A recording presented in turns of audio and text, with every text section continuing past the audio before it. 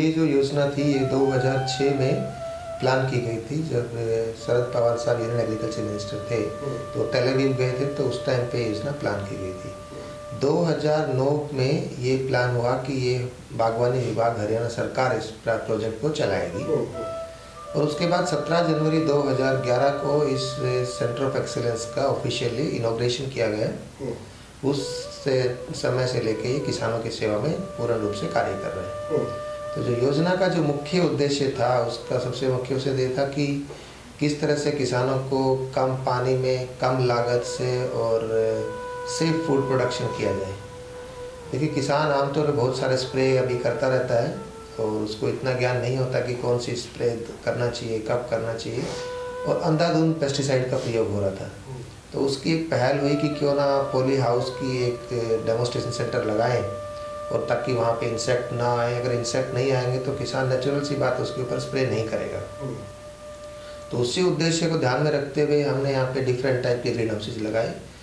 छोटे किसान के लिए हमने वॉकिंग टनल्स लगाए और हम ये कहें कि एक स्टैंडर्ड किसान के लिए, एक बड़े किसान के लिए हमने नेचुरल वेंटिलेशन पॉली हाउस लगाए और जहाँ पे रेतीली मिट्टी है उसके लिए हमने एंटी इंसेक्ट हाउसेज लगाए और सीडलिंग प्रोडक्शन के लिए हमने फोर्स वेंटिलेशन हाउसेज लगाए।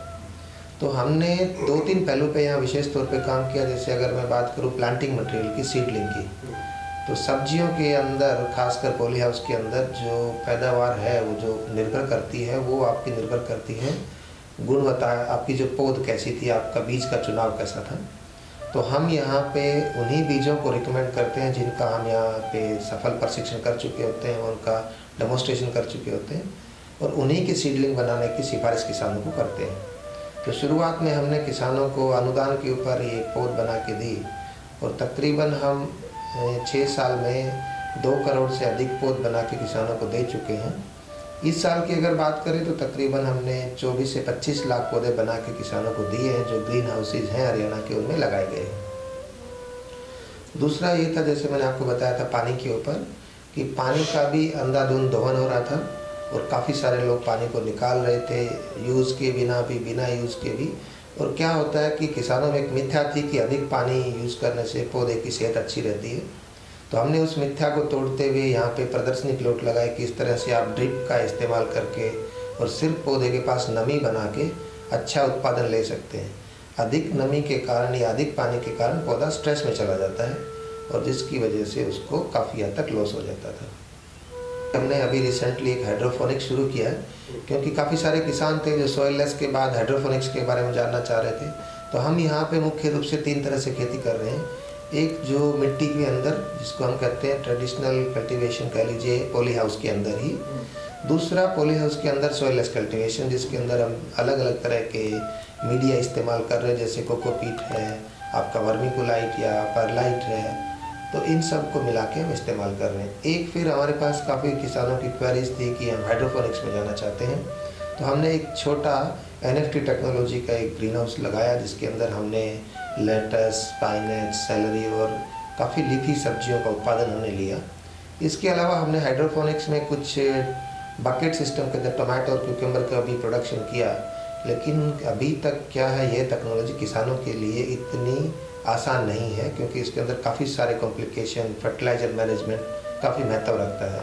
ये हाइड्रोपोनिक का हमने यहाँ पर जो CV ग्राउंड में डेमोन्स्ट्रेशन लगाया गया है, इसके अंदर क्या है कि जहाँ पर जो सोइल है वो ठीक नहीं है, सैलाइन है, अल्केलाइन है या नेमेटोड आ गए हैं, या हो सकता है कि वहाँ पथरीली ज़मीन हो, उसके अंदर उसका अल्टरनेट यही बनता है कि या तो हाइड्रोपोनिक लगाया जाए या सोइलेस में लिया जाए। तो हाइड्रोपोनिक के अंदर क्या है, केवल पानी को गुजारते हैं, उसके अंदर जो उसके न्यूट्रिएंट है, NPK या माइक्रो एलिमेंट, ये इसके अंदर मिक्स कर दिए जाते हैं। लेकिन इसके अंदर सिर्फ लीफी वेजिटेबल ग्रो होती है ज़्यादातर। तो लीफी वेजिटेबल में ग्रो करने का ये फ़ायदा है कि ये 45 दिन के अंदर तैयार हो जाती है और उसकी मार्केट में उसकी सेल हो जाती है। और जो इसका भाव है वो बहुत अच्छा है, क्योंकि ये इंग्लिश वेजिटेबल है और इंग्लिश उसके अंदर ही यूज़ होती है। लगभग एक पीस है वो 20 रुपये किलो के हिसाब से जाता है और ये 1.5 से 2 kg का एक जो है, जो प्लांट है, ये हो जाता है। और इस प्रकार इसको ईजिली ग्रो किया जा सकता है। इसको बड़े बड़े शहरों में जहाँ पर ज़मीन उपलब्ध नहीं है तो इसको छत पे भी लगा सकते हैं और वहाँ पर इसको ग्रो किया जा सकता है। हमने ट्रेनिंग का एक शुरू किया देखिए, किसी भी तकनीक को किसान तक पहुंचाने के लिए प्रशिक्षण एक अहम योगदान अपना रोल अदा करता है। तो उसी उद्देश्य को ध्यान में रखते हुए हमने स्टेट एग्रीकल्चर यूनिवर्सिटीज़ थे, जैसे हरियाणा कृषि विश्वविद्यालय है, अमेठी यूनिवर्सिटी है, लवली प्रोफेशनल है, इसके अलावा बाबा फरीद है बठिंडा में, इसके अलावा बहुत सारी एग्रीकल्चर यूनिवर्सिटीज़ हैं जिनके साथ हमने एक MOU साइन किया कि उनके जो विद्यार्थी हैं, कृषि स्नातक जो होंगे, उनको हम ट्रेनिंग देंगे लास्ट के अंदर अप्रेंटिस के तौर पे, और वो हमने शुरू किया। इसके अलावा हमने जो एंटरप्रेन्योर्स थे, जिनको हम कह देते हैं कि यंग एंटरप्रेन्योर्स, जो देश के भिन्न भिन्न हिस्सों में रह रहे हैं और उनमें एग्रीकल्चर एक पैशन के तौर पे देख रहे हैं, तो उनको हमने एक 3 दिवसीय कार्यक्रम का एक ट्रेनिंग का मॉड्यूल तैयार किया ताकि उनको बता सकें कि संरक्षित खेती के फ़ायदे क्या हैं और किस तरह से वो इसको व्यवसाय के रूप में उठा सकते हैं। तीसरा फिर हमने किया फार्मर्स पे ट्रेनिंग का। हम किसानों को यहाँ पे प्रैक्टिकल ट्रेनिंग से रूबरू कराते हैं और हर महीने हम लोग यहाँ पे ट्रेनिंग कराते हैं। महीने के पहले सप्ताह में हम यहाँ पे एक ट्रेनिंग का आयोजन करते हैं।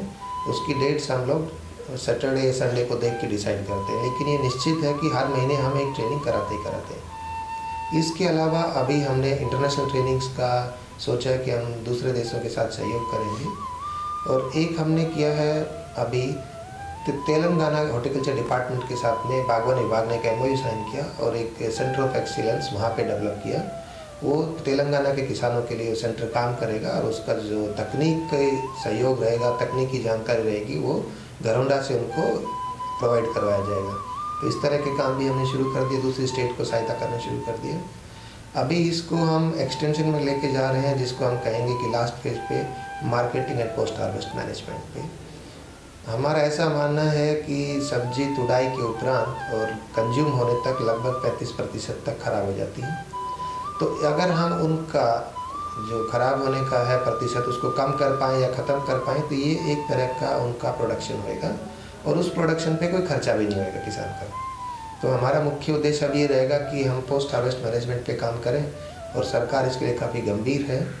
हमारे डिपार्टमेंट भी इसमें प्रोजेक्ट्स दे रहा है। तो अभी आने वाले समय में जो हमारा मुख्य उद्देश्य रहेगा पोस्ट हार्वेस्ट मैनेजमेंट का रहेगा।